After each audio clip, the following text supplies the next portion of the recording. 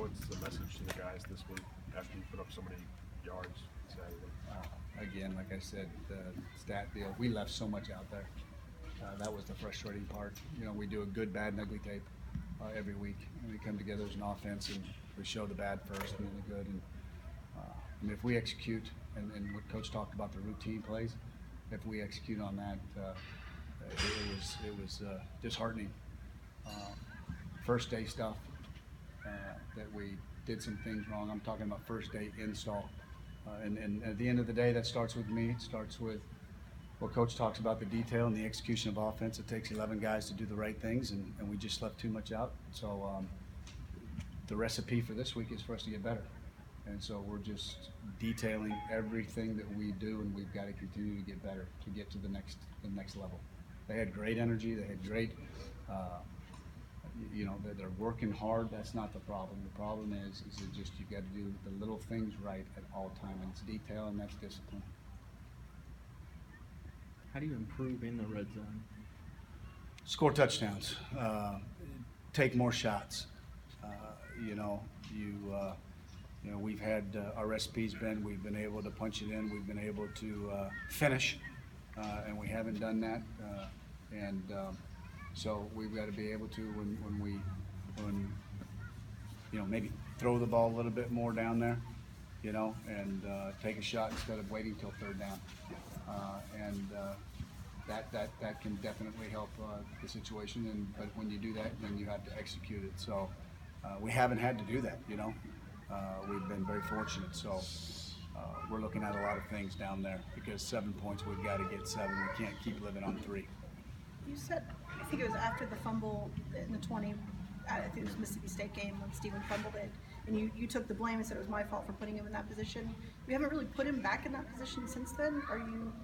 Do you feel like you have to at some point? I mean, no? No, that's not, you know, I think it was at that point of the game.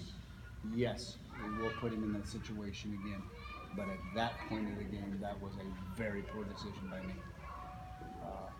I put him in that position the first play of the Tennessee game. We put him in that position the second play of the Tennessee game.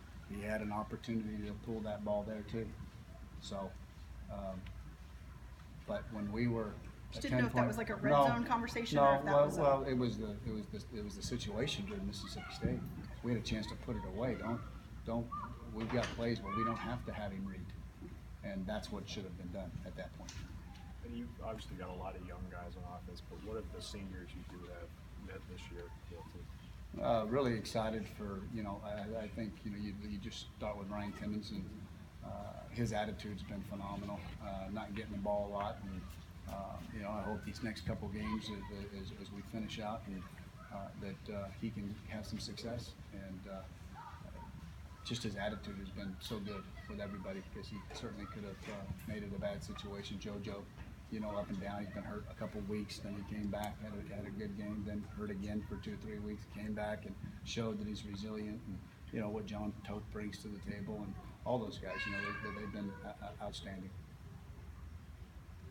Can it be sometimes tough when you're a new coach in a new school and you got a bunch of kids that are seniors who are used to doing it a certain way, and now you come in and do X and they're used to Y? Yeah, you know, this is on the, I think, third coordinator, maybe, in 3 years. So that's a great question. Yeah, I think there is an evolution there as you go. But I think they, you know, for the most part, I really believe they've bought into what we're doing, and I would assume that here in the next 3-4 weeks, you know, if we can continue to get better, and I think we've got some really great things to look forward to. Eddie, at the beginning of the year, there was so much emphasis on tempo and offense. I know when you came on board, that was a big deal. Have you been happy with the tempo this year? You know what? I think that the other day we had 80-something plays. You know, we've been in the 80s a couple times. I think the recipe for this year, because of what has happened, I think we've slowed it down a little bit, and I think that was the right thing to do.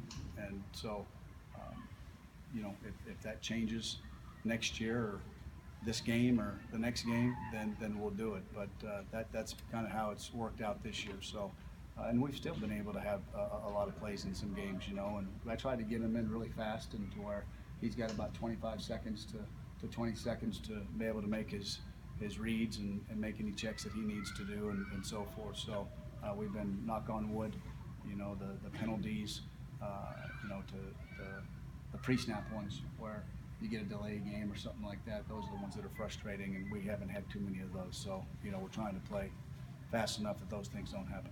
What have you been telling Saheem this season to sort of, I mean, I assume you're looking toward the future with him in some ways. Absolutely, and you know, he's one of those other guys that just hasn't had. I told him, you're going to get a chance, you'll get a chance, you'll get a chance, and when you do, you got to be ready. And he was ready, and I was proud of him. It was neat to see his teammates.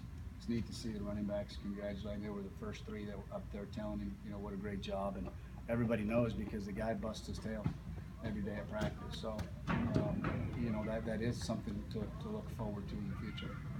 You coached some really good running backs in your career. You've got a chance to have 2,000-yard rushers. How does this duo kind of compare to some of those other groups you've coached in the past? I think they're really talented. You know, I think you get a mixture. You know, when I had Carnell and Ronnie, you know, Ronnie was kind of the bruising kind of back and had a lot of different talents than what Carnell had. But Carnell was that slasher, and I think that's kind of what Boom and Benny had been. And when you had JoJo in there with the yards he's gotten, and he's a little bit more like Benny. So, and you saw Saheem was a little bit more like Boom. But I think that combo has been really good, and you know, we stack up pretty good. Everybody good?